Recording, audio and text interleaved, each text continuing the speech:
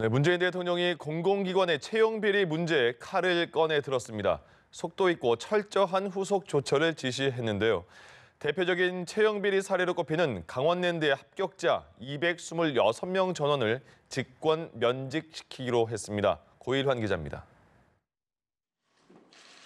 공공기관 채용 비리 경과를 보고받은 문재인 대통령. 청탁뿐 아니라 부정합격 자체에 대해서도 분명한 조치가 있어야 한다는 강력한 메시지를 내놨습니다. 문재인 대통령은 채용 비리가 드러났는데도 가담자나 부정합격자 처리에 소극적인 공공기관의 책임자에 대해서는 엄중히 책임을 물으라고 지시했습니다. 문 대통령의 지시에 따라 임종석 비서실장 주재로 수석 보좌관 회의가 소집됐습니다. 회의에선 대표적인 채용 비리 사례로 꼽히는 강원랜드 부정합격자에 대한 향후 조치가 결정됐습니다.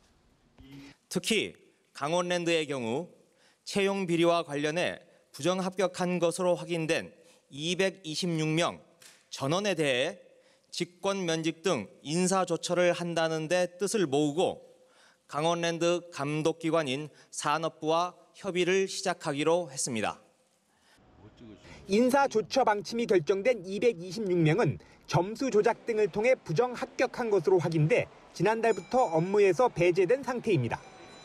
청와대의 강력한 조치는 채용 비리 문제가 문재인 정부의 핵심 정책인 일자리 늘리기와 밀접한 관련이 있다는 판단에 따른 것으로 보입니다.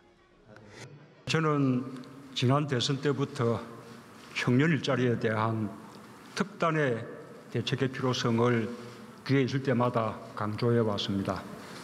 그러나 아직도 상황이 별로 나아질 것 같지 않습니다. 문 대통령은 이날 범정부 차원의 청년 일자리 대책을 보고받고 청년 실업 문제 해결을 다짐했습니다. 연합뉴스TV 고유란입니다.